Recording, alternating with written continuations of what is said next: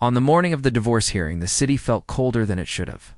Not weather cold, but the kind that creeps under your collar and settles in your chest. I stood outside the courthouse with a paper cup of burnt coffee, watching traffic slide past like nothing important was about to happen. My phone buzzed once. No message. Just a reminder of silence. I had practiced calm. I had rehearsed dignity. I told myself this was just paperwork, a Lego landing to a story that had already collapsed. Still, my hands shook. The word divorce carries weight, even when you think you're ready. Especially when betrayal sits behind it like a shadow you can't shake. Laura and I hadn't always been broken.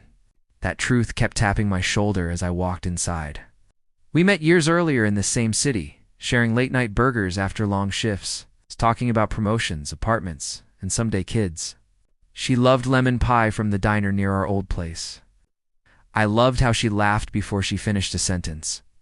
Back then, trust felt permanent. Loyalty felt natural. Pride felt earned. The cracks didn't arrive all at once. They slipped in quietly, disguised as overtime, missed calls, and tired eyes. I worked construction management. Long hours, tight deadlines, constant pressure. She said she understood. She said she supported me. I believed her because believing felt easier than asking hard questions by the time suspicion showed up. It was already too late. A changed routine.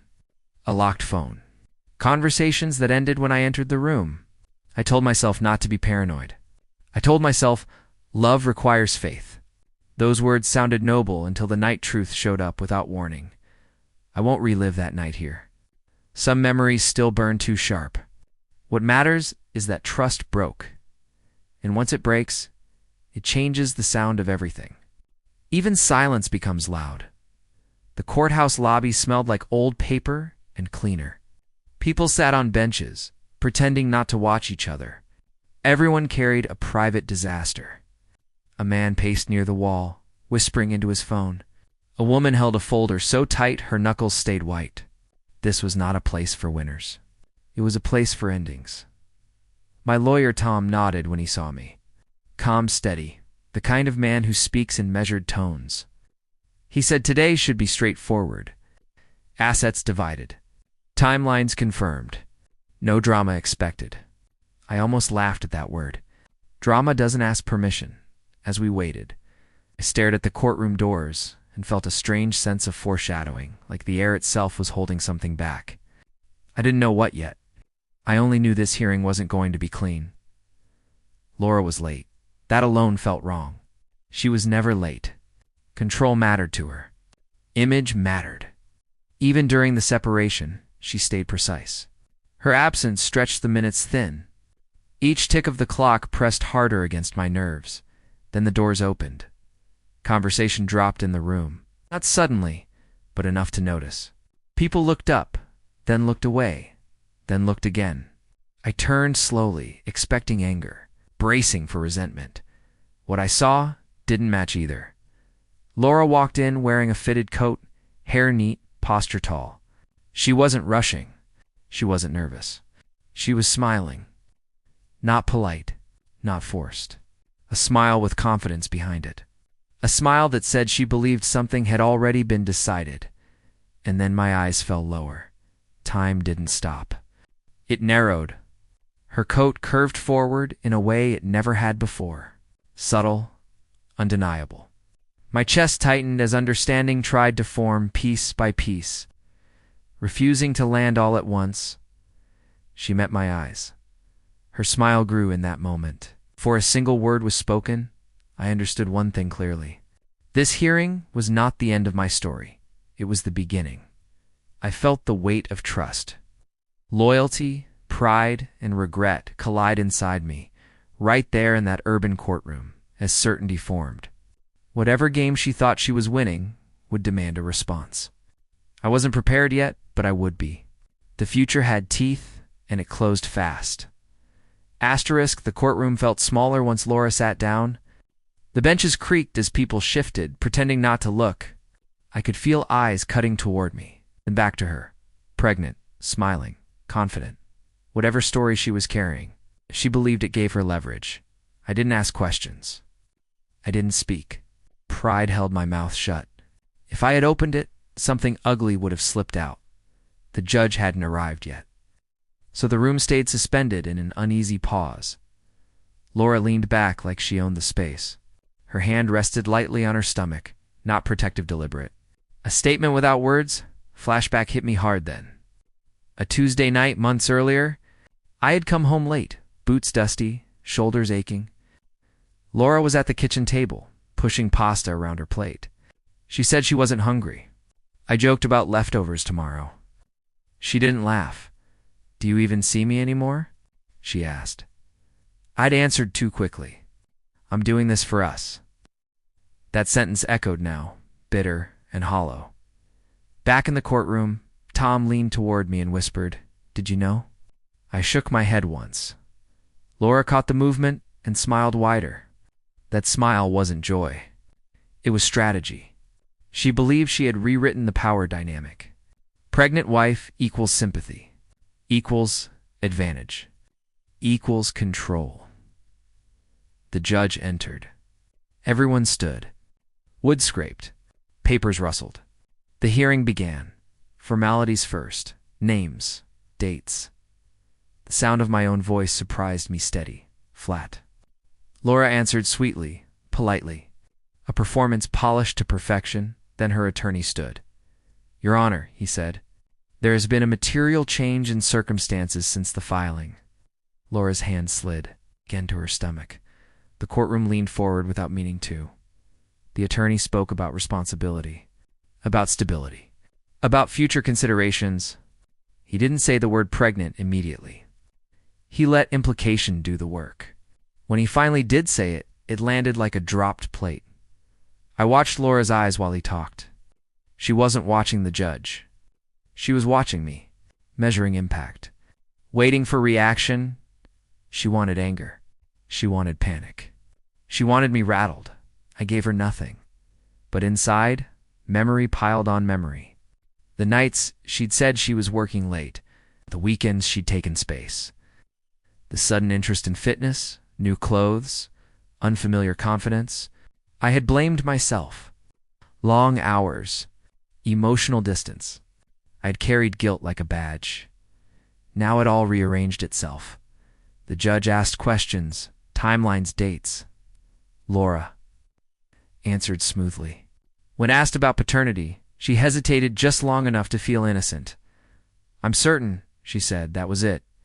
That was the line. Certainty without proof. Something shifted in me, then not rage, not despair. Clarity. A quiet, sharpened focus.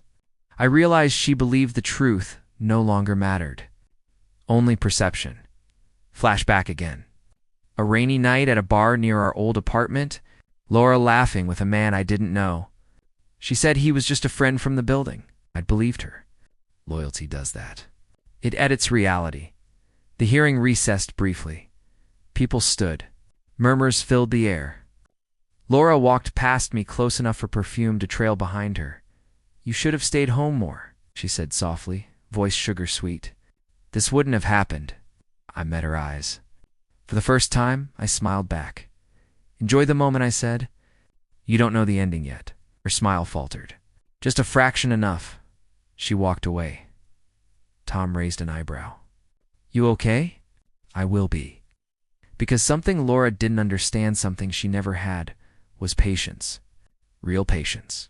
The kind built from years of deadlines, negotiations, long-term planning. I'd learned how to wait, how to watch, how to verify. And suddenly, I knew exactly what I needed to do. The courtroom called us back in.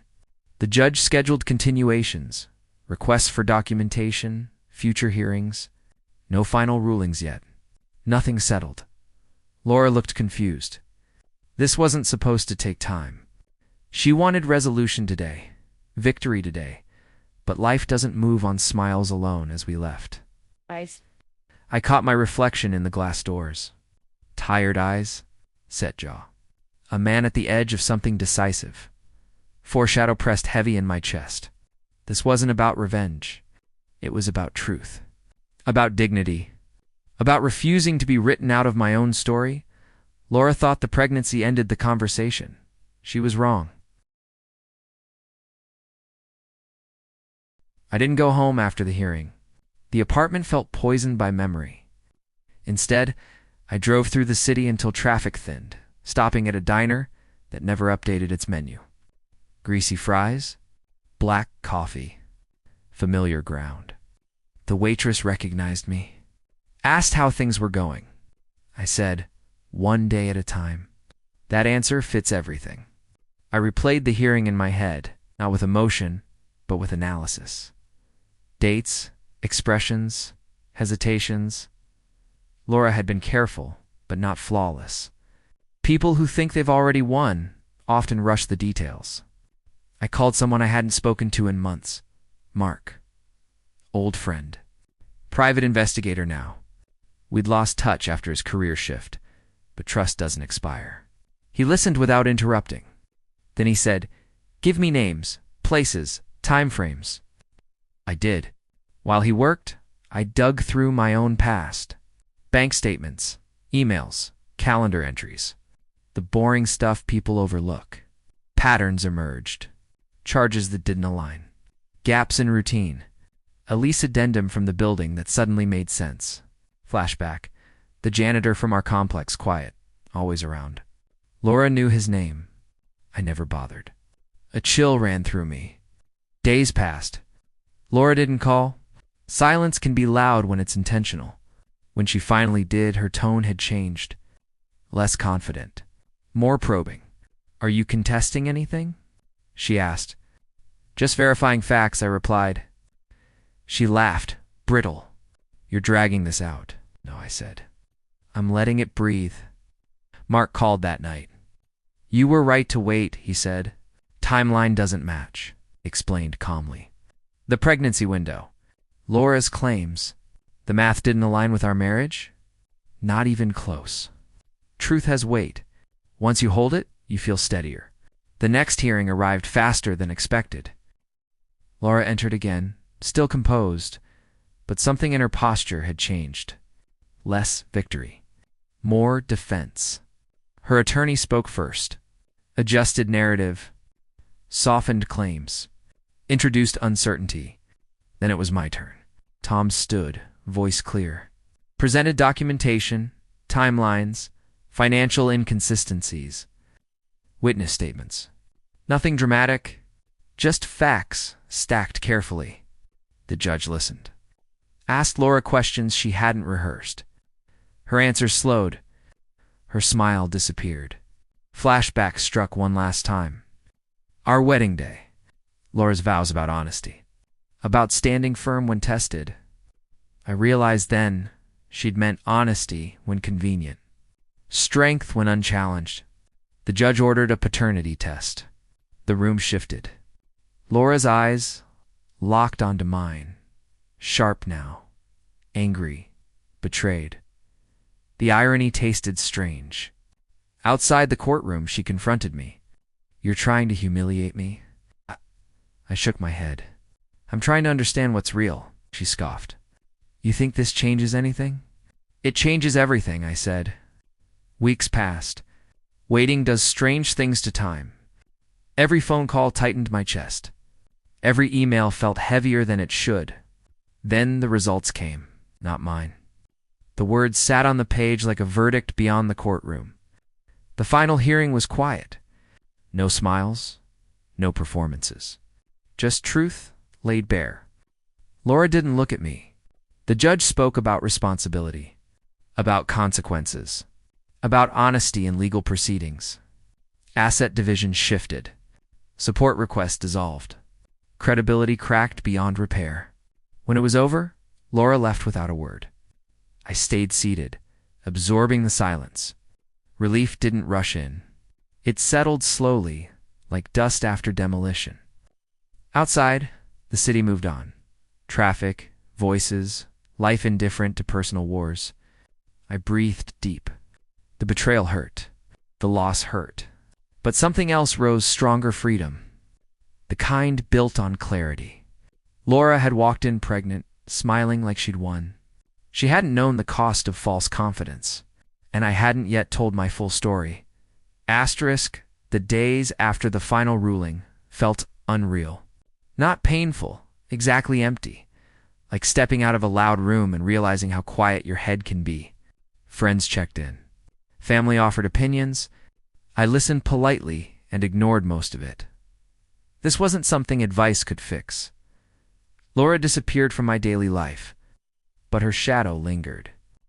Years don't dissolve overnight. They peel away slowly, memory by memory. I moved apartments. New neighborhood. Higher floor. Less history in the walls. The city looked different from above. Less personal, more honest. You see patterns when you gain distance. Mark and I met for lunch. Burgers. No small talk. You handled it clean, he said. I didn't want revenge, I replied. I wanted truth. He nodded. That's rarer. Flashback hit again, softer this time. Laura and I arguing about trust early in our marriage. She'd said, if you don't trust me, we have nothing. I trusted her completely then. That was the mistake. Not trusting, but trusting blindly. I began rebuilding routines. Gym. Early mornings. Work-focused. Evenings quiet. The kind of discipline that stitches pride back together. One night, Laura called. Her voice was different. No sharp edges. Just tired. I didn't think it would end like this, she said. Neither did I. Silence stretched. I was lonely, she said. You were always gone. I chose my words carefully. Loneliness explains choices. It doesn't excuse them. She sighed. I lost everything. So did I said. The difference is, I didn't gamble with the truth. We hung up without resolution. Some conversations don't offer closure. They offer contrast. Months passed. The city warmed. Construction projects wrapped. New ones began. Progress has a rhythm if you let it. Then something unexpected happened. I met someone. Not dramatic. Not cinematic. Just coffee after a meeting. Conversation that didn't feel like effort. Trust that grew naturally, not demanded. I didn't rush it. I didn't need to prove anything. For the first time in years, my pride felt quiet, not defensive. Foreshadow lingered, but gentler now. Life wasn't warning me anymore. It was inviting me. I ran into Laura once by accident. Grocery store aisle? She looked smaller. Not physically, emotionally. We exchanged nods. Nothing more? That was enough. Looking back, the hearing wasn't the climax. It was the mirror. It showed us who we were when pressure stripped everything else away. Laura chose image over integrity. I chose patience over panic. That difference defined the outcome. The city kept moving. So did I. And for the first time since betrayal entered my life, I understood something important. Winning isn't about humiliation or dominance. It's about walking away with your dignity intact. Laura had smiled like she'd won, but smiles fade. Truth doesn't. A year later, the courthouse barely crossed my mind. The city had absorbed that chapter like rain into concrete. Life layered over it new work, new habits, new meaning.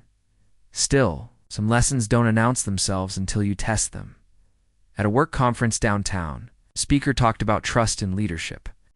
How broken trust costs more than money. I felt the words land deep.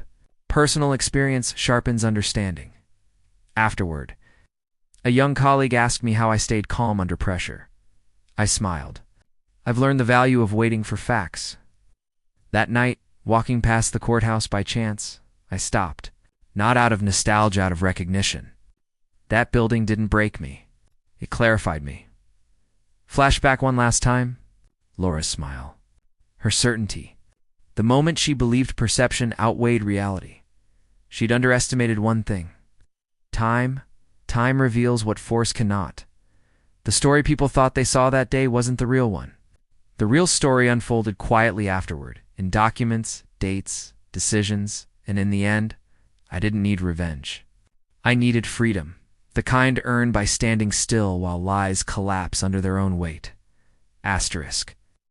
The last time I thought about Laura, it wasn't with anger. It was with understanding. We all make choices when tested. Some choose shortcuts. Others choose endurance. That divorce hearing had felt like a public ending, but it was a private beginning. For me anyway, trust is fragile. Loyalty demands attention. Pride can either blind you or anchor you. I learned all three the hard way. Laura walked into that courtroom pregnant, smiling like she'd won. She thought the story was over. But stories don't end when someone declares victory. They end when truth has the final word. Mine did. And it gave me something far more valuable than revenge. It gave me myself back.